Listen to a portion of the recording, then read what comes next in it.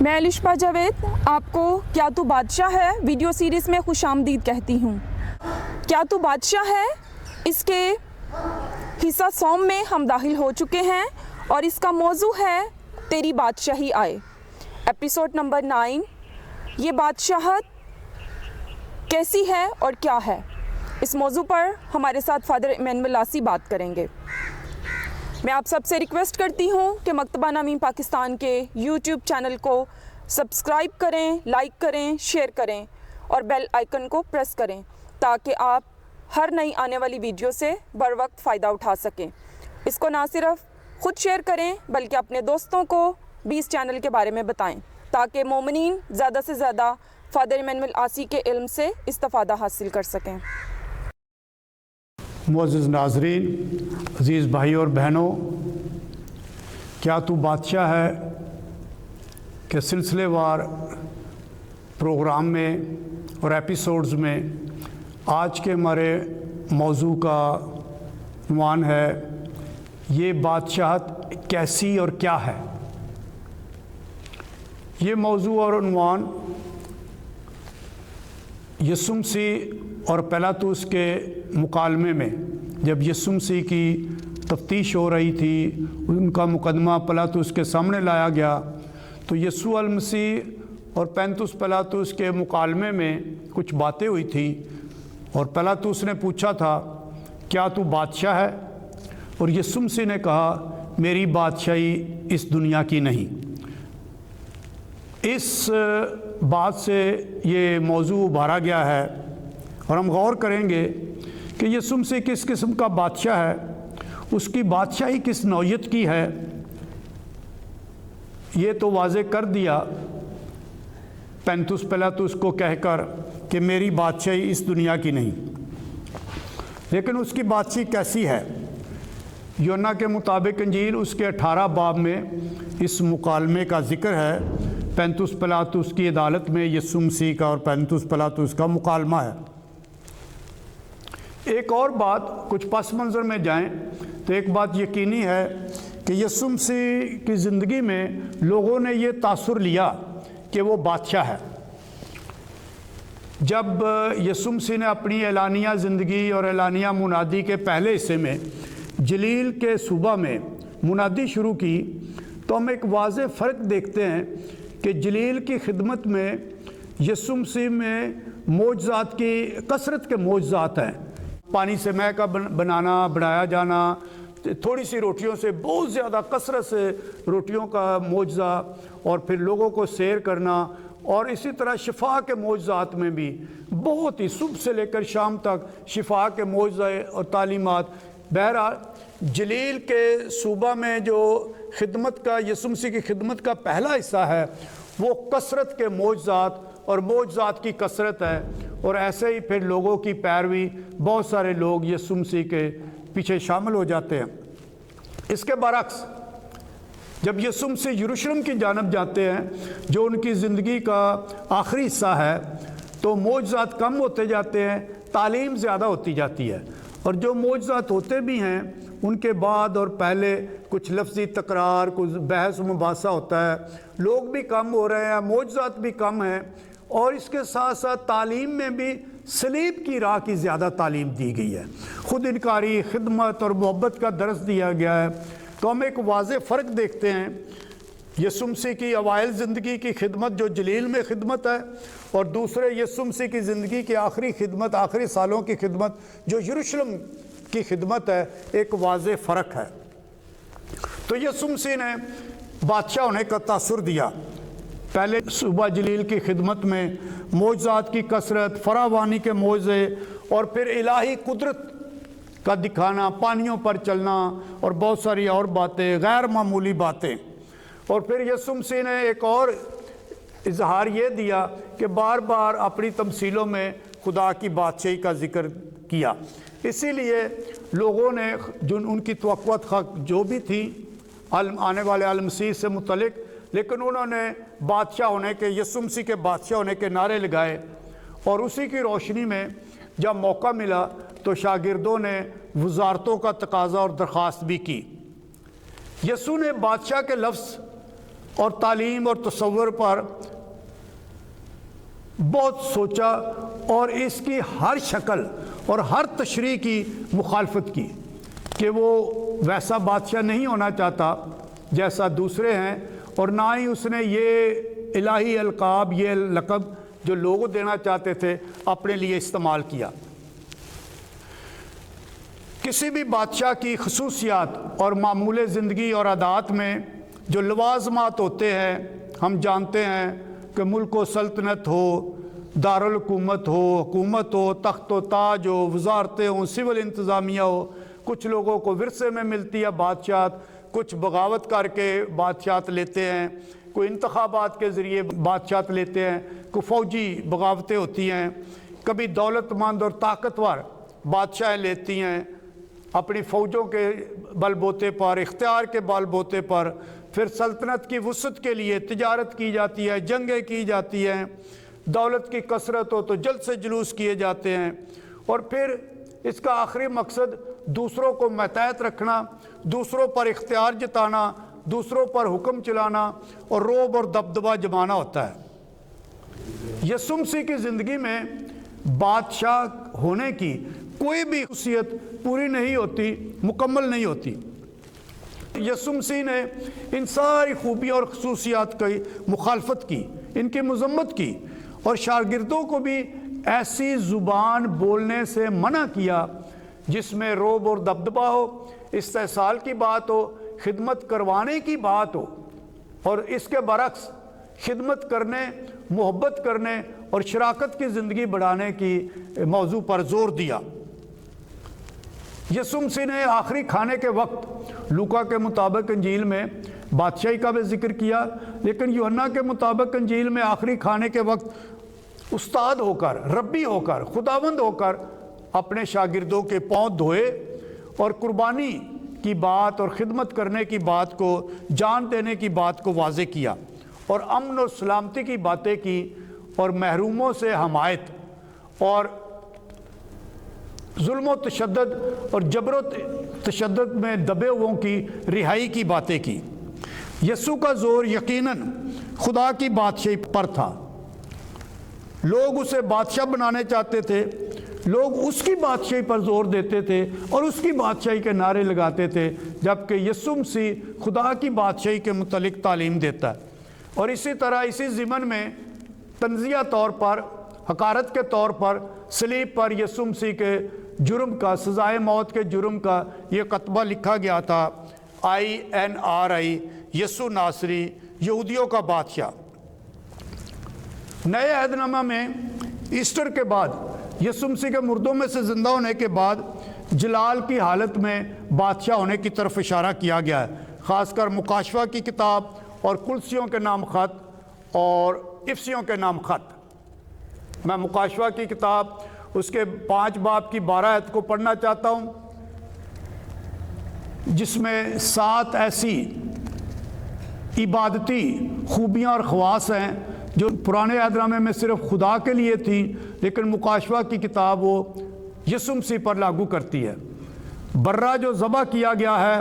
وہ اس لائق ہے کہ قدرت اور دولت اور حکمت اور قوت اور عزت اور تمجید اور حمد پائے۔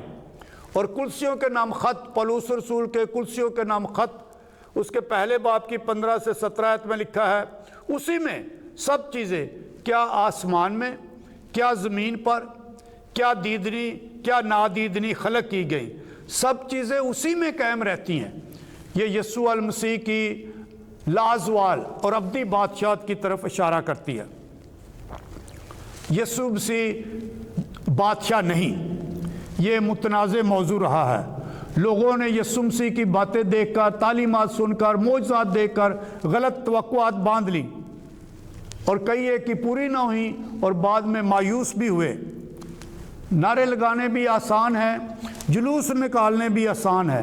لیکن زندگی کے مقصد کو سمجھنا اور اس کو قبول کرنا، یہ انسان کے جذبے بدل دیتی ہے اور انسان کو زیادہ وفادار بناتی ہے۔ یسوع مسیح بطور بادشاہ رد کیا گیا۔ جو ہی دنیا میں ظاہر ہوا، جس کو ہم قتل معصومہ کہتے ہیں، हेरोदिस बादशाह ने इस खौफ से, इस डर से कि एक बादशाह पैदा हुआ है, उस वक्त की 2-3 साल के सारे बच्चे मरवा दिए। अजियत और कत्ल गारत हुआ, जिसका जिक्र मत्ती के मुताबिक अंजील उसके 2 बाब में है। और उसके नतीजे में यीशु मसीह को,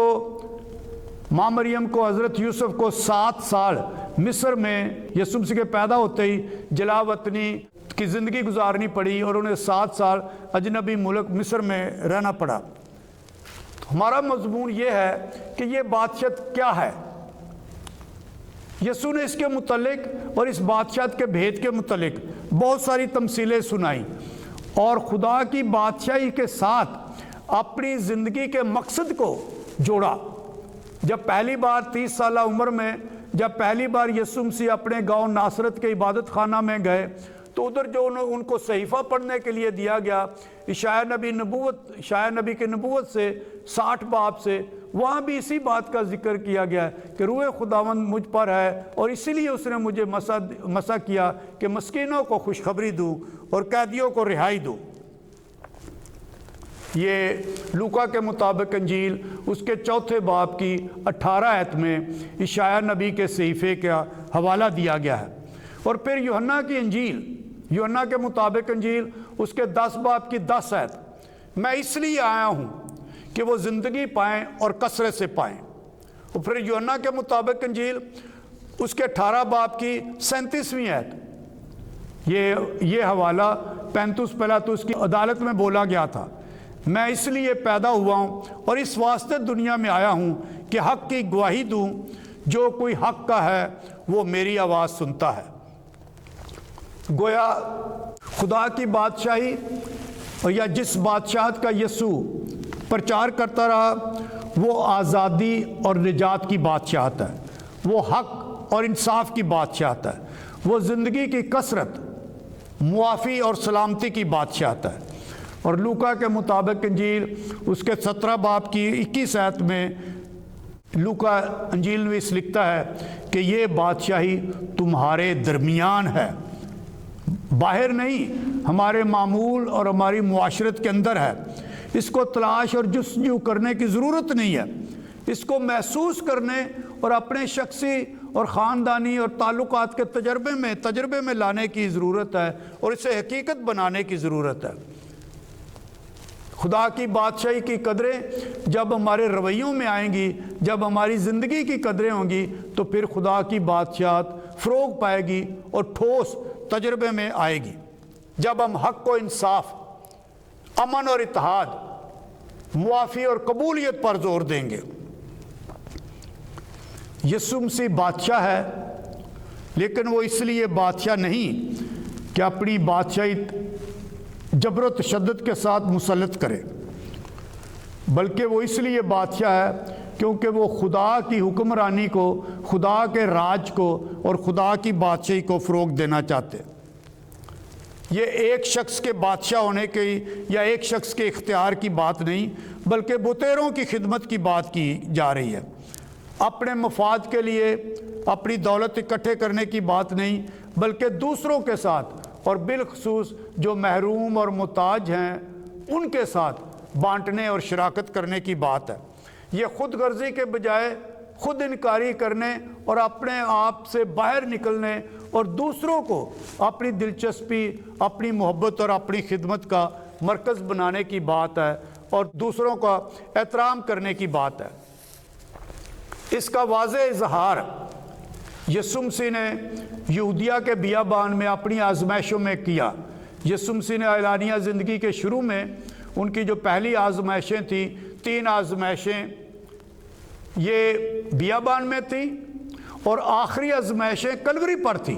ये एक बड़ा खूबसूरत एक बाइबल स्टडी का हवाला नुक्ता है कि जो ज़ुबान, जो सवालात शैतान ने यहूदिया के बियाबान में पहली आजमाइशों के दौरान यीशु मसीह से किए, वही इजहार, वही सवाल जब यीशु मसीह कलवरी पहाड़ पर सलीब पर लटक रहे थे, तो राहगीर चलने नीचे खड़े हुए लोगों ने और चलते फिरते लोगों ने सवाल किए। बड़ी दिलचस्प बाइबल स्टडी का मौजू है कि यहूदिया के बियाबान में یسوع مسیح کی پہلی آزمائشوں میں استعمال کیے جانے والے الفاظ اور جملات وہی ہیں جو زندگی کے آخر پر جب یسوع مسیح صلیب پر لٹک رہے تھے تو جو نیچے کھڑے لوگوں نے تہمتیں کی، مذاق کیا، طنز کیا، وہ سوال اور شیطان کی زبان اور الفاظ ملتے جلتے ہیں۔ یسوع مسیح نے اپنے مفادات، لالچ اور پیٹ یا روٹی کی خاطر آزمائشوں کی میں بات کر رہا ہوں۔ پہلی آزمائش روٹی کی آزمائش تھی، میں یہودیہ کے بیابان کی آزمائشوں کی بات کر رہا ہوں۔ تو پہلی آزمائش روٹی کی آزمائش تھی، اپنے مفادات کی آزمائش تھی کہ انسان اپنے مفاد کی خاطر خدا کو استعمال کرتا ہے یا خدا کا غلط استعمال کرتا ہے، یہ پہلی آزمائش ہے۔ دوسری آزمائش دولت اور قوت کی آزمائش ہے کہ انسان دولت کے حصول کے لیے اور قوت حاصل کرنے کے لیے بہت کچھ کرتا ہے، خدا کو بھی داؤ پر لگاتا ہے۔ اور تیسری آزمائش شہرت، عزت اور عظمت کی آزمائش تھی۔ یسوع مسیح کی تینوں آزمائشیں جو یہودیہ کے بیابان میں ان پہ آئیں، وہ نمائندہ آزمائشیں ہیں جو ہر انسان کی زندگی میں اور ہر انسان کے اندر ہوتی ہیں کہ انسان کو ایک بنیادی چناؤ کرنا پڑتا ہے کہ آیا وہ یہ چننا چاہتا ہے یا ادھر چننا چاہتا ہے، شیطان کی حمایت کرنا چاہتا ہے یا خدا کی بادشاہی کی حمایت کرتا ہے، اور اسی چناؤ اور فیصلے میں ہم خدا کی بادشاہی کی حمایت کرتے ہیں۔ یسوع مسیح نے ہر آزمائش میں خدا کو سجدہ کرنا پسند کیا، خدا کو آزمانا اور استعمال کرنا نہیں، اور اپنی قوت اور عظمت کو ثابت کرنے کے لیے، مضبوط کرنے کے لیے نہیں، بلکہ خدا کو عزت اور جلال دینے کے لیے اور اپنے آپ کو بچانے کے لیے، زندگی دینے کے لیے اور خدا سے التجائیں کرنے کے لیے نہیں، بلکہ خدا کو ہر وقت درمیان میں رکھنے، مرکز بنانے اور فوکس بنانے اور خدا کو اعلیٰ عزت اور جگہ دینے کی حمایت کی، اور یہ فیصلہ چنا۔ تو یسوع کی بادشاہی کی تکمیل صلیب پر ہو کر، صلیب سے موت سے گزر کر ایسٹر میں مکمل پہنچتی ہے۔ یہ بادشاہت کیسی ہے؟ یہ بادشاہت کیا ہے؟ اور یہ بادشاہ کیسا ہے؟ اے ہمارے باپ کی نماز میں ہم تیری بادشاہی آیا کی التجا کرتے ہیں تاکہ تیری بادشاہی عام ہو جائے، ہر ایک کے لیے ایک تجربہ اور حقیقت بن جائے۔ لیکن یہ بادشاہی کب آئے گی؟ جتنی ہم مومنین کوشش کریں گے، جتنا ہم مومنین ایمان کے اظہار کو اپنی معاشرت میں عمل میں لائیں گے اور محسوس کریں گے۔ لوکا کے مطابق انجیل جس کا حوالہ میں نے دیا کہ یہ بادشاہی ہمارے اندر ہے، یہ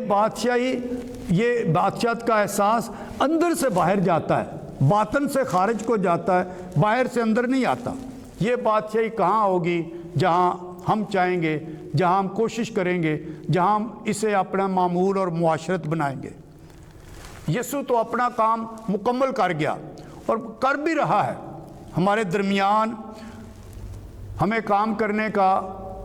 ایک نمونہ بھی دیا ہے، ماڈل بھی فراہم کیا ہے کہ خدا کی بادشاہی کو کیسے پھیلایا جا سکتا ہے، کیسے ہم یسوع مسیح کو اپنا بادشاہ مان سکتے ہیں اور اس کی گواہی دے سکتے ہیں اور اس کو لوگوں کے سامنے ایمان کے اقرار اور اپنی معاشرت کے اظہار میں ظاہر کر سکتے ہیں۔ اب ہم اس بادشاہی کو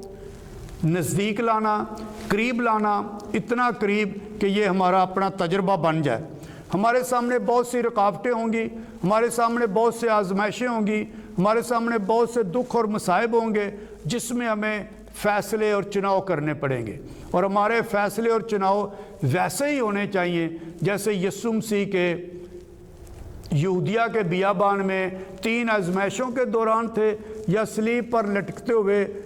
ان لعن طعن اور ان مذاق اور طنز کے روبرو تھے جو کلوری پہاڑ پر ہوا۔ ہمارا ہر چناؤ اور ہمارا ہر فیصلہ جب وہ خدا کی حمایت میں ہو، خدا کی طرفداری میں ہو، خدا کے حق میں ہو، وہ یقیناً یسوع کی بادشاہت کو سمجھنے اور اسے بڑھانے کا باعث بنے گا۔ یسوع بادشاہ صرف ہمارے نعرے لگانے سے نہیں، اور نہ عقیدت کے اظہار سے، پارسائی کے اعمال سے، مذہب کے ایمان کے اظہار سے، عقیدے کے اظہار سے ہوگا، لیکن یسوع بادشاہ तब भी हकीकी मानों में मेरा बादशाह होगा जब वो मेरी ज़िंदगी पर राज करे, मेरी मामूलात पर, मेरी मुआशरत पर हुक्मरानी करे और वो मेरा बादशाह हो। फिर ही हम कह सकेंगे कि यीशु बादशाह, मेरा बादशाह, हमारा बादशाह, बादशाहों का बादशाह, खुदाबंदों का खुदा। तो यीशु मसीह की बादशाहत ऐसी है और ऐसी होनी चाहिए और हमारी ज़िंदगियों में होनी चाहिए।